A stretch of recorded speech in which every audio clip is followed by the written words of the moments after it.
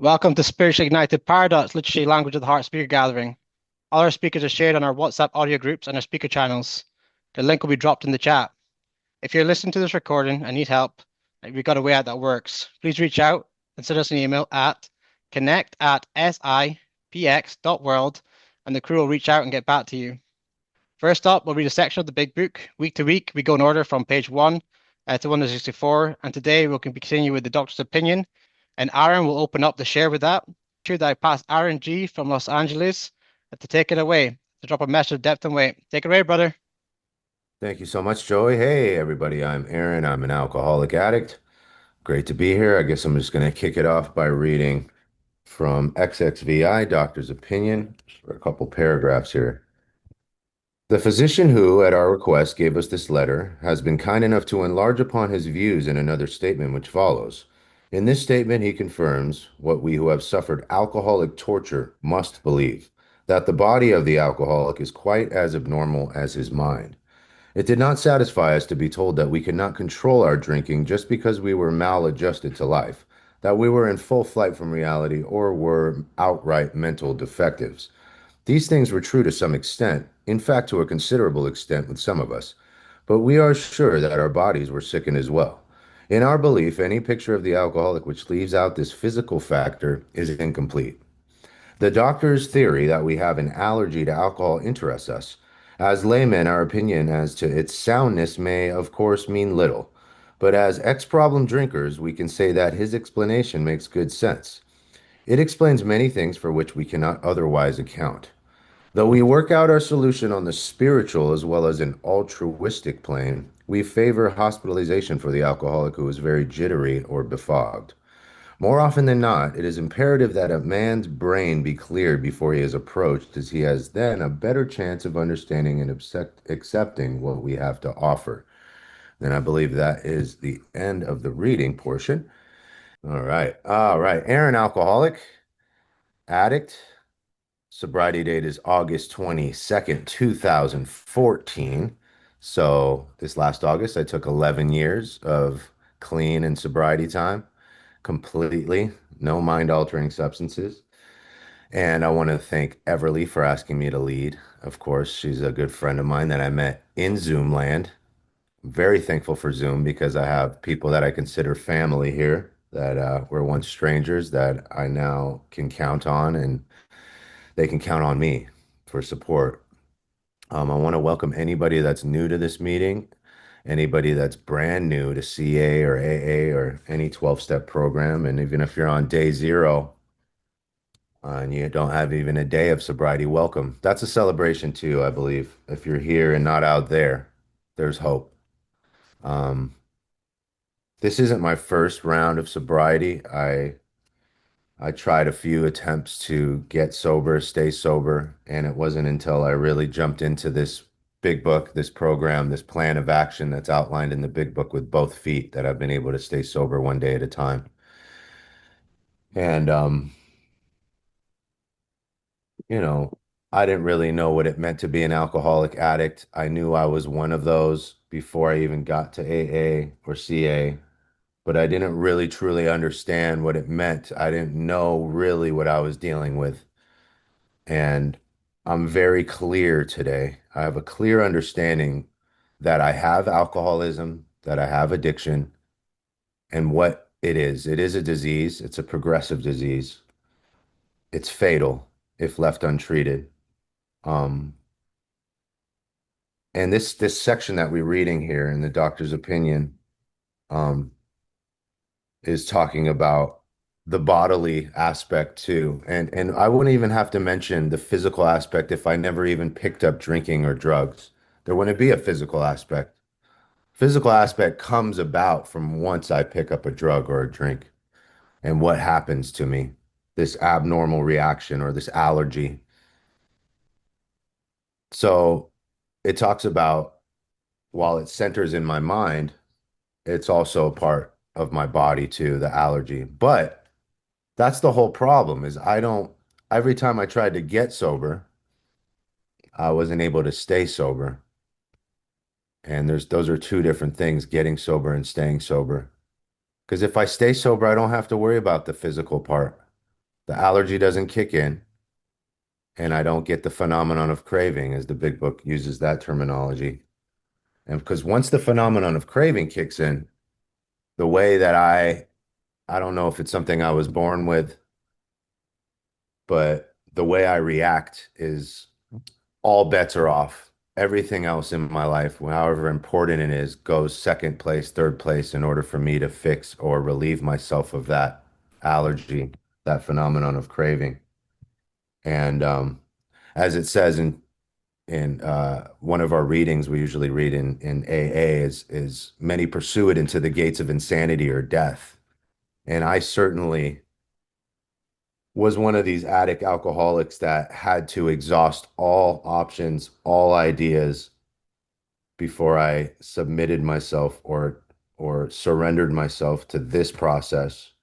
The gates of insanity and death were open wide, and I was this close to jumping in. Fortunately, there was a little glimmer, a little flicker of light on the side, and that was a room of Alcoholics Anonymous. And I was graced with enough desperation to just go that way. It wasn't out of any virtue of my own. It was just out of sheer desperation and surrender. And I'm lucky. And I think anybody here in this room right now is lucky to be here. The fact that if you are sober and clean right now, not many people are going to even survive today from this disease. There's going to be a lot of people that fall into oblivion and don't make it. And here we are, you know? Um, so relapse is not a requirement here, and it definitely was for me, but I know people that came in even when they were teenagers and they've stayed and they're in their 40s now. They just stayed and they caught alcoholism and addiction in their ears just from listening to shares and being a part of meetings and participating. And they finally kind of admitted to their innermost self that they have this thing just by staying. For me, I'm a knucklehead. I'm stubborn. I'm closed-minded, and I want to prove myself to be an exception to the rule.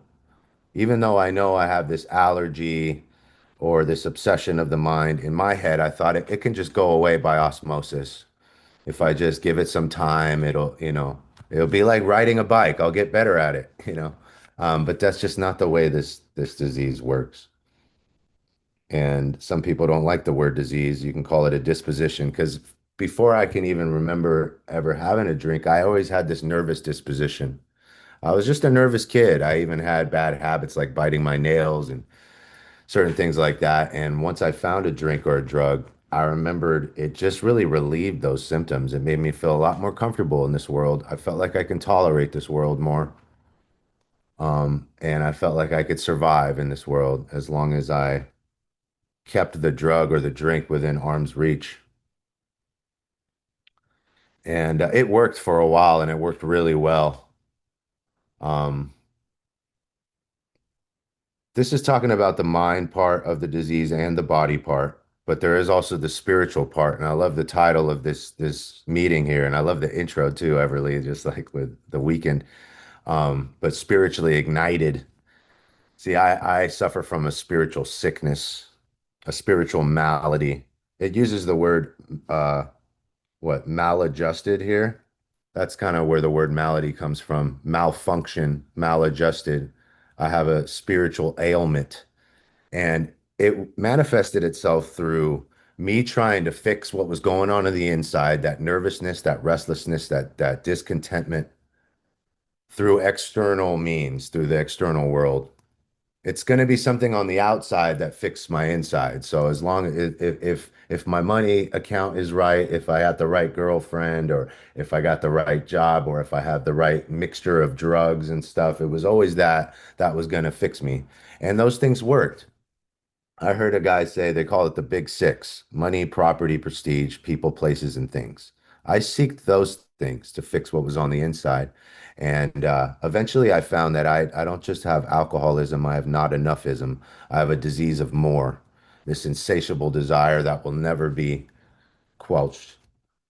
Um, it'll be fixed for a little bit, but then I'll always want more. And then that leads me to more isolation from the world. That leads me to more depression, more pity, more morbid reflection. and more drinking and more using.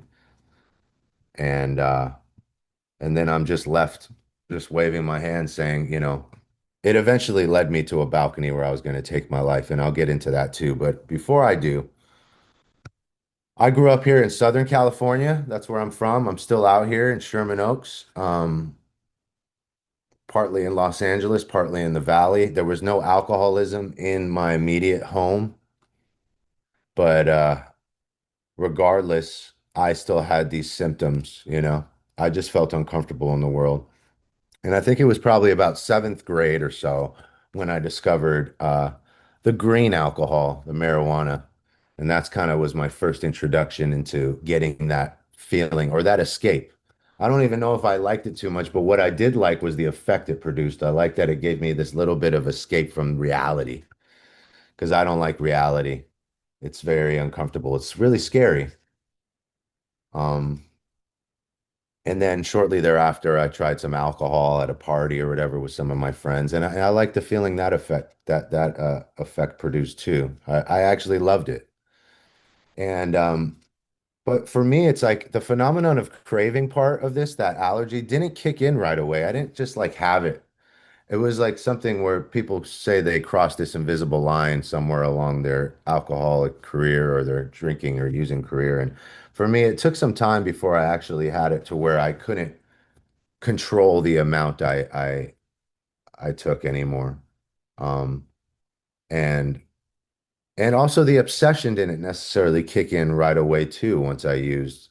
Even though I did think about it quite a bit, it wasn't like that much. There would be times where I wouldn't think about it at all, but every time that I did pick up, it you know, it definitely was something that I just loved, and I wanted to pursue it until the wheels fall off, and I wanted to keep it within arm's reach because it felt safe. It felt like my protector. It felt like my best friend more than anything else in this world, drugs and alcohol.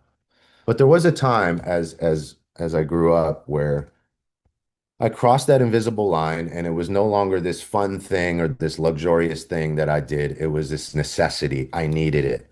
So I grew up in this kind of musical background. Both of my parents were musicians. My older brother is a multi-instrumentalist, and I ended up adopting that as something that I wanted to do with my life too. And I started off as a drummer and then started playing some keys and then started getting into some production. My dad had a studio in the house that we grew up in, and I was really blessed to have that. And he let me kind of utilize that. So when I was smoking pot and stuff like that, it seemed to kind of enhance that world of creativity for me.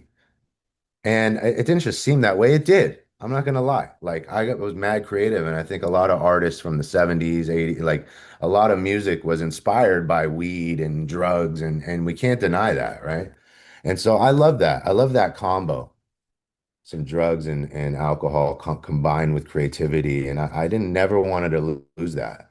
And I ended up getting into a place called California Institute of the Arts in my early 20s after high school, and I started studying music and jazz and world music. And then after that school, I went on tour with an artist, like some American Idol guy, and I was playing the keys for him and some stuff, and that was such a blessing. And I was like, dude, I'm doing what my parents did, and I'm loving this. But I had this thing where, somewhere along the way, I couldn't stop. I was trying to fix this feeling inside. I was always nervous. I always had this kind of anxiety, this underlying thing, and so I was the one guy on the tour bus. When we are traveling the world that needed that we would party the night before, but I would wake up with the bottle in hand. They had all the party favors on the tour bus, and I was the guy just waking up with it. And it was more to like I couldn't even make sound check without it. And the other guys were able to do it. They were able to just not even think about it and just be like normal, quote unquote. And for me, I needed to, get right. And they noticed that, and I started getting sloppy. I remember we had some big show. There's probably like 20,000 people were performing for it, and I couldn't even see the keys. I was seeing double, and I almost fell over on the on the chair, and it was like a big deal. Like, and I'm like hitting the wrong fucking. I was triggering samples from my drum machine and hitting the wrong trigger. It was just messy. And then I started getting in fights with some of the band members and the tour managers. I was just getting really reckless. And I almost lost that job. The lead singer of the group had to call my dad at the time and tell him, "Hey, your son, he's on thin ice. He's about to lose this." And when the tour ended, I got home and my dad was like, "Hey, if you nip it in the butt now, you're going to be fine." But he didn't understand that I don't know how to just nip things. As an alcoholic, I can't just stop without a sufficient substitute.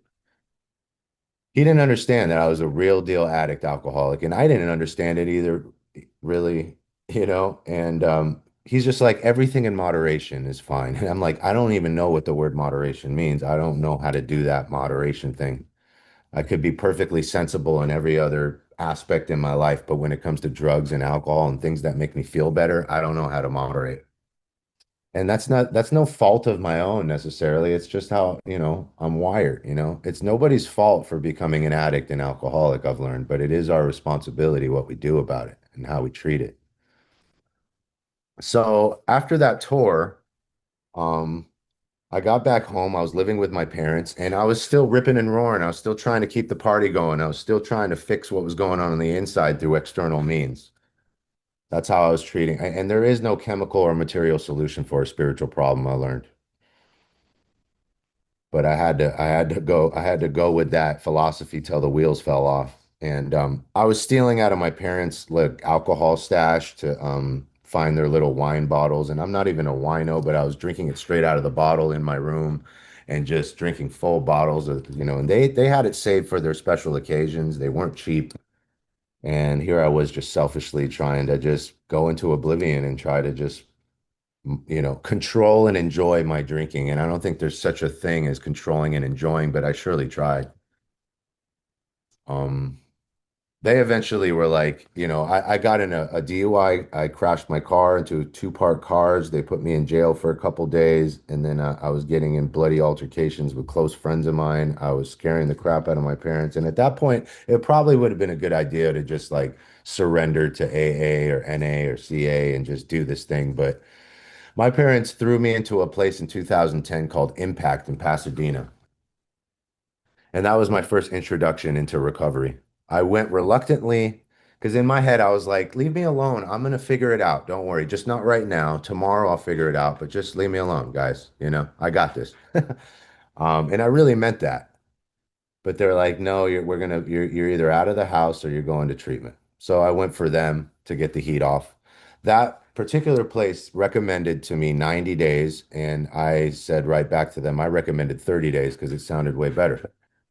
And you give me a recommendation as an alcoholic, I'm going to take advantage of that. It needs to be mandatory for me. It needs to be a must do. You give me that's a part of the thing where we say it's a suggestive program that I understand why we say that. But for me, I have to treat it like a must do. I have to, because I'll always take advantage of a suggestion. It's also suggested to pull the parachute cord when you're jumping out of a plane too. So I just want to throw that out there. Um, it's a must do for me. But at that time I was like, okay, and I saw the 12 steps on the wall. I saw the 12 traditions there, and I didn't deny it worked for you people. Like I wasn't like, oh, this is bull crap, but I definitely denied that for me that I needed to do that. Like I said, I want to prove myself to be an exception to the rule. I feel like I could just stay sober off step one. I could stay clean off step one, that I'm powerless over alcohol and that my life is becoming manageable, and alcohol and drugs. And there's a difference because that the part I didn't understand is I knew I was powerless at that point. Every time I picked up, I lost all control, but I didn't know I was powerless to stay stopped, left to my own devices. I still thought that willpower and self-knowledge would suffice. I really believe that. It made sense to me. If I just practice discipline enough, then, but that kind of life is miserable anyways, without a fellowship, there was a guy in the big book that stayed bone dry for 25 years without the fellowship. But even he fell victim to the belief that his extended period of sobriety would qualify him to drink or use like a normal person again. And right away, his carpet slippers came out with the bottle, and within 4 years, he died. So I don't want to be that guy who stays sober for 25 years without AA and CA and all that, and then just, you know, make it all happen in vain. So my first sponsor was like trying to stay clean off step one without doing the rest of the steps is like getting a membership to the gym and bringing in a chair and watching everybody work out expecting results. And I learned that eventually. He's like, step one is like the membership step. Yeah, it's a good step, but there's no solution in it. It's not going to fix you. It's not going to actually relieve you of this disease, the knowledge of that. The remaining 11 steps, because this is a spiritual program that's based on the 12 steps, the remaining 11 steps I found is where the spiritual exercise is really found. Step one is the foundational element that I need to admit to my innermost selves before going through the remaining 11 steps. But the exercise is in all 12 steps. So I have a threefold disease I learned through pitiful and incomprehensible demoralizing situations and through sitting in AA and CA and just listening to you guys and reading this, studying this big book and also going through it with a sponsor, word by word, line by line. I learned that I have a threefold disease: mind, body, and spirit. The mind part is the obsession, the physical part is the allergy, the abnormal reaction, and the spiritual part is that spiritual malady I talked about where I'm disconnected from. I'm trying to play God. I think sometimes I even think I'm God, and I'm trying to rearrange everything around me. And as if you would just do as I say, and if the world would just work the way I think it should work, and if you treat me the way I think you should treat me, all would be good. So it's all this thing about trying to seek trying to change the external reality to fix my internal reality, as opposed to fixing my internal reality so my external reality changes, which is what I found here in CA. And if I have a threefold illness, I need a threefold solution. And that's what I found in the triangle. At first, I thought the triangle was just a cool shape that you guys use in AA and stuff. And I was like, oh, that's cool. But then when I looked deeper into it with the help of my sponsor, he showed me that each angle of the triangle was an aspect of the solution. The unity part on one side of the triangle is what we're doing now in this spiritually ignited group. Awesome that we even have Zoom that we can connect all around the world. And it treats my body. Because when I'm here with you guys, I'm not out there doing crackhead things. I'm here doing sober things. I'm protected by my worst adversary, which is myself.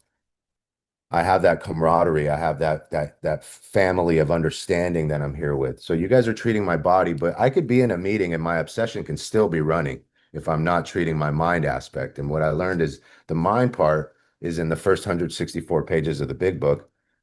But even more consolidated, all those pages are pointing to one specific page, which is page 59. And page 59 points me to the 12 steps. And the 12 steps point me to a power greater than myself, which solves my problem. And that problem isn't necessarily drugs and alcohol. That problem is in my head, it's in my thinking, it's in my mind. Of course, drugs and alcohol are problematic. I would never dismiss them as not being a problem, but they're not the problem. There's a difference between a problem and the problem, right? Alcohol and drugs are a problem. It's big. Bad stuff happens eventually. Maybe not right away when I pick up, but eventually all hell breaks loose and I lose everything worthwhile in life.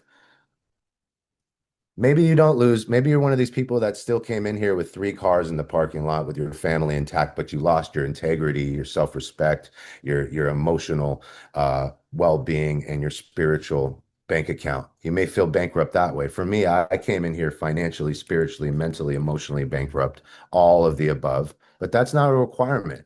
Rock bottom looks different for each person, but it is necessary to some degree to commence to do the kind of things that we do here. Because who wants to fucking, excuse my language, confess their shortcomings? Who wants to, you know, turn their will and life over to the care of God? Who wants to be of service without expecting anything in return? Who wants to do all these things unless their life is on the line? And that's what it was for me. Um, so recovery treats my mind. And it was the last thing I tried and the first thing that worked when it came to relieving me of that obsession. Because if I don't have the obsession lurking in the background all day, every day, then I don't have to worry about picking up as much because I'm not thinking about it. See, that's the cool part is when I isolate the 12 steps by themselves, nothing in the 12 steps tells me to stay sober. It gives me a bunch of other proposals that it says that if I do these 12 steps, I won't even want to drink or use anymore even if I feel like I need to. The obsession will be relieved. So that was my experience. I didn't even really even believe the steps would work. I just did them, kind of following them like a recipe for baking a cake, and I just followed through with them one at a time. as I kept attending meetings and kept contact with my sponsor in the fellowship. And by the end of it, my obsession has been relieved. And there is no end of it because I've continued to do it because the 12 steps says having had a spiritual awakening is the result of these steps. We try to carry this message and practice these principles in all our affairs. So it's insinuating that I continue. So does step 10. Step 10 says we continue to take personal inventory. It's such a bummer, right? Where it's like, oh, damn, can't this just be a 12 step and done and then we're good and cured? But no, this is a daily thing, kind of like how a diabetic has to treat their diabetes on a daily basis. As an alcoholic, for me to keep this obsession relieved and up in its cage, I have to participate in my recovery every day if I expect to stay sober, and even more so emotionally sober. Because my primary purpose today is to stay sober and help another alcoholic addict achieve sobriety. But the caveat there is I don't stay sober unless I help another alcoholic achieve sobriety, right? I can't keep this unless I give it away. That's why I'm so grateful Everly gave me this opportunity to carry the message because when I carry the message, it's helping me to stay sober because that's I'm doing my step 12 work, my service work, and that leads me to the third side of the triangle, which is the spirit side, the service side. It took me a while to figure out that AA and CA is not a self-help program, even though it seems to be. Helping others is the foundation stone of my recovery. So even if you have 3 days, you can help somebody with 1 day, just merely by your presence here, just by you identifying, saying you have 3 days. There's somebody with 1 day going, that person has 3 days. I didn't know how to get 2 days. So how do I get 3 days? So trust me, there's always something we can do to help, even if we're at what we think is useless recovery. A lot of people will be like, I only have 30 days. Dude, it took me so long to just get a few hours sober, let alone 11 years. So 30 days, 5 days, it's a big freaking deal. Even 1 day is a big deal. I didn't know how to, there was one point I didn't draw a sober breath for almost a year. I didn't take one sober breath. I was high and loaded all around the clock. And I was trying to get sober. I tried. I wanted to, but I can't stop. I want to, but I can't stop. I really want to. I have such a great necessity and wish to stop, but this thing got me by the you know what. Alcohol and drugs were my master. It was my master. But now I have this threefold solution, the Unity Recovery Service, the triangle treats my mind, body, and spirit. And the way that I really treat it now, and I'll get into a little bit more of my story because I know I stopped when at 2010 and there's more there, trust me. But when now that I sponsor people, which is that I have a working knowledge of the 12 steps, I have available time to take certain people through it word by word, line by line, just through the big book. I'm also available to give them my insight and wisdom if they need my help, but I don't give unsolicited advice ever unless somebody asks for it. But the main thing that I do as a sponsor is I take people through the book. And when I'm doing that, I'm treating all three simultaneously, all three sides of the triangle. Because when I'm meeting with my sponsees, I'm treating the unity and I'm also going through the 164 pages, treating my mind, and I'm being of service. I'm treating my spirit. So all three are being ignited. And so today I have a bunch of sponsees. I give them an hour a week at least, and we go through the book word by word, line by line. And it's just been the greatest gift because I came into AA and CA helpless and hopeless, and now I'm helpful and hopeful. Big difference, very subtle. This has been transformative though. Treating my spiritual malady, the mental and physical follows that. Because I don't come here to treat my physical and mental. I come here to treat my spiritual because I know once the spiritual is straightened out, the mental and physical follow that. Although, yeah, the mental and physical have been treated through me being of service, through me helping. I also have grave emotional and mental disorders, and I'll get into that too. And I've had to use outside means, but this isn't a mental health program, nor is it a physical health program. It's a spiritual program that helps the mental and physical part. So you guys have afforded me the opportunity to take care of my physical health and mental health through outside help. And I've had so many awesome transformations as a result of that. So They said 90 days. I said 30 days. I left that place and after 30 days and life seemed to be going good. I wasn't really following through with the program, even though outpatient was encouraging me to. I didn't get the sponsor. I wasn't going to meetings regularly. I wasn't jumping into the 12 steps. And I was able to stay bone dry for 10 months on my own willpower and self-knowledge. But then life happens, right? Life gets lifey. And without, unbeknownst to me, my dad got diagnosed with cancer. He was 59 years old. And within a couple months of his diagnosis, he took his last breath in front of my face in the house I grew up in. And I was really lucky to have a dad like I did. I was really blessed and I can't complain. And to this day, I'm just so grateful that I had the time I had with my dad. And not everybody can say that. Not everybody had a good relationship with their dad. So I'm really sensitive to that too. But my dad was incredible. He was my best friend. He was my ally. At times he was my nurse. At times he was my manager in music. And he was my golf buddy. So to see him take his last breath in front of my face was not easy. And out of my own choice, I chose to not have a fellowship, a power greater than myself that I can pray to, literature that I can read and study to empower me, to give me assurance. I chose this to do it my way, to do it Aaron Anonymous, which doesn't work too well. And when they took him out in the body bag and I saw that whole process, as an alcoholic, my solution is to drink. It's not my problem, it's my solution to my problem. So those kind of emotions are really tough to deal with, right? And everybody has to deal with it at some point. And that's why it's so important and imperative for a guy like me to be in the middle of this thing, to have that support and to be always willing to ask for help and not be too prideful to tell people what's going on because I didn't have that at the time. So once I saw that, I jumped out of the house. I got a six pack of beer and some other special effects, some a baggie of this, a little baggie of that. And I had no intention on going on a bender, but I just needed to fix that feeling because I felt unsafe in this world. I had a resentment against the universe for taking my dad at such a young age, at so quickly without any warning. And so I did that and I took the drink and I took the drug. But what happens is what it says here, the physical part. We just talked about it in the doctor's opinion the abnormal reaction kicks into gear. And you may not be a kind of alcoholic addict that goes from 0 to 100 right away. You might be more periodic. There's such a thing. For me, I'm a 0 to 100 kind of guy. Once I take it, it's on party time. I'm gonna go and escape this feeling, and I'm gonna go into oblivion, and and one is too many, and a thousand's never enough. You've heard that. And so for that next year, every day, I'm just going, ripping and roaring, going, just trying to party and do this thing and just kind of avoiding all these feelings that I have. And I just can't stop. The allergy kicked in. And there was a period, what was it, 2012. So that was 2011 when my dad passed in May. And now 2012 comes around and I'm at a party. It's 10 p.m. at night. It usually starts off good. I've been to many parties like this, but this one stands out because I start off having a few drinks. I'm dancing, I'm grooving, and then I hit a couple lines of this. I smoke a little bit of that. And within a couple hours, I'm like crying hysterically. I'm in a blackout. I don't know where my shirt went. My shirt's gone.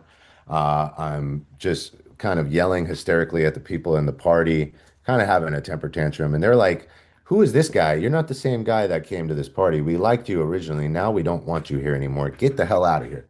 And I'm like, go on. And then they throw me out. I'm in like, it's downtown LA. It's probably 2 or 3 in the morning at this point. And I'm just roaming around like a werewolf, like werewolf in downtown LA, right? Um, and the homeless people, the unhoused people on the street were seeing me in that condition. They were scared and they saw the cops and waved the cops down. Get this guy. He's crazy, And the cops throw me in the back seat. They're going, "What the hell is wrong with this guy? We got a place for a guy like you. He's in jail. It's a 5150 psych ward." And so I go to this psych ward for a few days and I'm in the hospital bed going, "What the hell happened? I came to this party, everything was going well. That's all I wanted to do was just party and have fun. And now I'm in a hospital bed, out of my mind. There's another guy across from me while I'm laying down in the hospital bed, and he's looking at me like this, and he's like, "My name's Aaron too." I swear that happened. I saw his name tag, and it didn't say Aaron.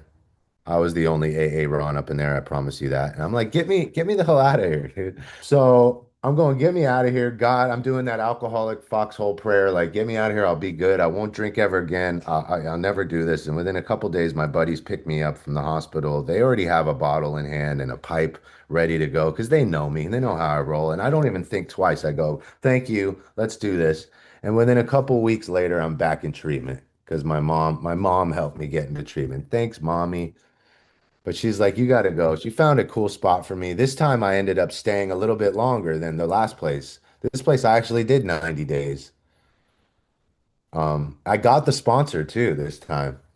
And I was like patting myself on the back. I found a cool sponsor. He was another left-handed drummer. I was like, oh, this is a sign from God, you know. He's left-handed, he plays the drums, he's funny. I could dig this. But it says in chapter 5, it says, half measures avail us nothing. It also says, we beg of you to be fearless and thorough from the very start. It also says that some of us have tried onto our whole old ideas and the result was nil until we let go absolutely. And that word absolutely used to fly over my head. I never really looked. What does that mean? Absolutely. Let go, absolutely. It means completely. It means with complete abandon.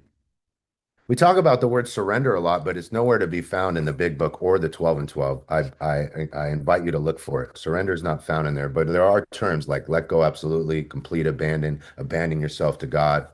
Those are all expressions of surrender, which it talks about admitting complete defeat. Like that word complete is another one of those. That means 100%, not 95%. Complete, complete and utter defeat, which I hadn't admitted at that point. At that point, I had just admitted defeat. But so I'll tell you why. So I got the sponsor, I got the step 5, and then eventually I had to leave that treatment center because they don't let you stay forever. And I thought it was my sponsor's job to reach out to me and to keep me sober. Like he's my advocate. He needs to. And so I stopped kind of reaching out to him and expected him to kind of like loop me in. And I don't chase my sponsees. I invite them to call me every day. I invite them to hit me up, but I'm not, maybe if I don't hear from them for a while, I'll check in. But for the most part, that's not my job. And I thought it was his job. So within that period of time where he wasn't hitting me up and I wasn't hitting him up, and I did step 5. I had a good idea come in my head. I hadn't let go of my old ideas, and the last good idea was California sobriety, which is marijuana maintenance. Because I was like, I'll give up the alcohol, give up the cocaine, I'll throw that out, but you're not going to take away my little creative tool, dude. I could, if I just do this and not do that other heavy shit, which seems to be where the big consequences come from. That rationale, it's an ancient enemy of human beings, is rationalization. And alcoholics and addicts are great at doing that if we let ourselves.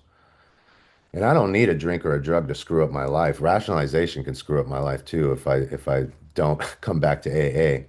I could mess up my life sober, but that's why I need to treat this thing because it's about my thinking, it's about my rationalization. It's so cunning, baffling, and powerful. I have an alcoholic mind and I have a forgetter in this mind. I won't get into the isms as I usually do, but one of the isms is incredibly selective memory, is insanely short memory. So if I'm not constantly coming back here and identifying as an alcoholic addict, I'll eventually forget that I have this thing and think that a drink or a drug is a good idea again, and that somehow I can get away with it and beat the game. I can't do that. I'm not allowing myself to do that. I can do that, but I won't allow myself to do that. And the only way I can not drink or use no matter what is if I do AA no matter what. People say accept life on life's terms. I don't know what life's terms are. Do you guys know? Did you guys get that manual? Please tell me. If you do, I'll give you my number. Text me what life's terms are. But you know what terms I know? I know what AA's terms are, and I can live life on AA's terms. And AA's terms have worked so freaking well for me, and that they're not even that tall of an order. But so I ended up smoking weed um, successfully, quote unquote, for a year without doing anything else. And I was feeling like, oh, dude, I'm getting away with this. This is great. And during that time, I built up a bright outlook for my future as a music producer. It was a dream of mine to get signed as a producer and to be working with big artists and stuff. And I got signed to a major label. And in August 2013. Signed the contract. A couple weeks later, they gave me more money than I ever seen before, and I was on top of the world. And I told myself, I do not want to sabotage this. And I know that the weed may screw this up. So the other ism is I sabotage myself. I have a black belt in self-sabotage, right? I can mess up anything that's good in my life if I don't have you guys on my side and a power greater than myself guiding the show. If I'm running the show, I'm gonna run it to the ground every time, and I surely did. I threw out that weed and I swore off forever with a solemn oath. I said, I'm never gonna smoke again. I want to honor this deal. I want to honor my dad's life. I'm gonna do this, and just with my knuckles together. And 2 months later, I ended up using again. I picked up because of a resentment. Resentment is the number one offender. I am doomed if I have some form of hate that creeps up in me. I do not know how to hold on to a grudge tightly for a certain extended amount of time without drinking or using or screwing up my life. I need to learn how to master those resentments. This big book taught me how to master resentments. Thank goodness. I tried Buddhism, I tried yoga, I tried hiking, I tried going to the gym, I tried rigorous, all these other activities. Something about this particular process of the 12 steps is the thing that works uniquely tailored for an addict alcoholic like me when it comes to relieving myself of anger. Because I have to be free of anger. And it even says the grouch and the brainstorm is the dubious luxury of normal men, people. I don't have that luxury, period, whether I like it or not. These are things I have to accept. Doesn't mean I have to agree with it. Acceptance does not mean agreeing. It just means I no longer can resist this reality. Even if I don't agree with it, I just can't resist it. I have to embrace reality for what it is, the reality that I have an alcoholic mind that demands treatment on a daily basis. And I wasn't willing to accept it. So at that point, I picked up the weed card. Now I had a bottle of Jameson, a bottle of Jack Daniels. I was drinking about a handle of Jack Daniels a day. So my disease had progressed to that point to where within 2 months of that relapse, I would lock myself in my room. I had high-powered sedatives like Ambien, Valium to get to sleep. Now I had money and where I can afford all the drugs I wanted. And by 2014 New Year's, I went into full-blown psychosis. There was no more music in my heart. There was no more even identity of Aaron as this music guy and this guy that has this dream ahead of me. I went out of my mind. Something snapped in my head. And this may not be your story, and please don't listen for the differences. We get here on a different boat, but end up on the same ship because we're so different in many ways, but we're cemented here. We're bound together through the common solution, the common problem, and the harmonious action. It's not the story that the same story where we're different, but we have similar things that cement us together. Three ingredients: common problem, common solution, harmonious action. Those are the cement ingredients. So, anyways, I go out of my mind. My mom sees me in that condition. She gets scared shitless. I've never heard somebody scream that loud. And she was my best friend. She still is to this day, but she was scared of me seeing me in that condition. She climbed out the window of the house and called the cops on me, got a restraining order on me, and then threw me out of the house. And then with the money that I had, I ended up just going from motel to motel, hotel to hotel. And then I went to about seven different treatments that year in 2014. But since I was out of my mind, I wanted to end my life because I just ruined that job that I worked so hard on since I was 6 years old as a musician to get this job, and I ruined it. And now I spent all that money from hotels and drugs and alcohol, and the last bit of money I spent was to jump off a balcony and take my life on the 16th floor hotel of the Marriott Hotel. And I stayed there for a couple days, and I kept trying to muster the courage to jump, and I kept trying to. I just had no integrity. I had no more music or love or heart or soul. And I just wanted it to end. And I'm glad I didn't kill myself. I would have been killing the wrong person. I would have been killing a complete stranger. I would have just been killing a stubborn, untreated alcoholic addict that was unwilling to do the 12 steps. What a shame, right? Because I'm no longer the same guy as I was on that balcony 11 years later. Today, I've been free of that balcony for 11 years. Because what happened is I finally admitted complete defeat. So no more Burger King recovery, no more having it my way. I jumped in with both feet. There's three different types of people in this room right now. There's ones who have admitted complete defeat. Two, there's people that admitted defeat. And then three, there's people who have no idea what the hell I'm talking about. So complete defeat is where it's just complete surrender. There's no more doing it my way or trying to figure this out in my head or think my way through it. And my last treatment center was August 21st, 2014, place called New Life, and that's exactly what I got was a new life. Even though they let me stay there for a year. So this time I said I'm not leaving until you guys kick me out, pack my bags and throw me out. There was no more 30 days, 90 days. I said I'm here to stay and I'm ready to do this even though I was full of shame and full of guilt and I had no sense of safety in any direction. I had no sense of solid ground. I was having night terrors. I was a full-on insomniac at that point, and I couldn't sleep. They put me a bunch of medication, but I surrendered and I accepted that this is what I need to do. And I just had to trust that this works for you guys and stop worrying about the results and stop worrying about the outside stuff. And that's what I did. I got the sponsor while I was in there. I got through the steps in 6 months. They ended up letting me stay there for a year. Now, surprisingly enough, that place had a studio in there, a music studio, built in the 1970s that they utilized for clients to reconnect with music, to reinvent themselves, or just to discover a passion of music. And I ended up jumping in there. I couldn't even pick up the drumsticks or play the keys. My hands were shaking so much. But I jumped in there, and the guy that they utilized there, another producer, was helping out the clients, and then I ended up kind of starting to reconnect with music. And after a year, that guy left, and I ended up taking over that position as the music producer, and I started helping out the clients, and my mental faculty started coming back.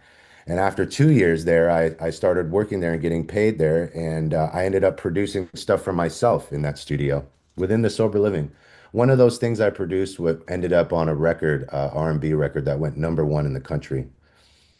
And if you're new, you're probably like, oh, good for you, Aaron. But I just say that to say this, that AA will meet you where you're at. CA will meet you where you're at. If you listen to my story, I was going to jump off a balcony in full-blown psychosis. Nobody wanted me around, but you guys kept saying, keep coming back. I had a restraining order from my mom. Since then, that restraining order has been off. It's been taken off after about a few months, and now I have the keys to our house in my pocket. I have a host of friends in AA and CA. 90% of my phone is 12-step people. The other 10% are colleagues, acquaintances. I have freedom today, freedom from that balcony, freedom from the obsession. I don't have freedom from problems, but I have freedom from problems controlling my life. They do no longer control my life because I have the tools. And the last thing I'll say is there's three big words here. There's the God word. You don't have to worry about the God word. Just know that you're not it. Power greater than yourself. The second word is we. We admitted. We do this together. And the third word is help. And I might go over like 10 seconds, but help is the biggest word for me. And there's a lot of platitudes, there's a lot of cliches, there's a lot of acronyms, but I came up with one myself recently. And when I look at the word help, I see that there's an H at the front and a P at the end because my higher power exists at the beginning and the end of the word help. And in between is the EL because that's where everything lives. Everything lives in between my higher power, in between the help. And if you're willing to just ask for help, because we're not mind readers. The hand of CA, the hand of AA will never fail. We can help you with car problems, with other psychiatry problems. With like, there's brilliant minds in here that can help you with whatever problem you're dealing with, aside from sobriety. But just be willing to ask for help because there's only two alternatives for an alcoholic addict like me. That's oblivion or spiritual help. But if you ask for help and you're willing to jump into this book and you want to do this the way I do it, I'm willing to help too.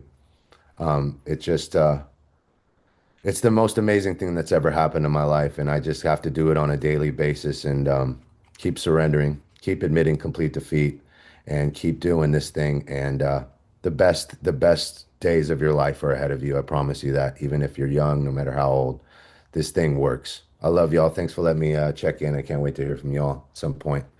Put my number in the chat.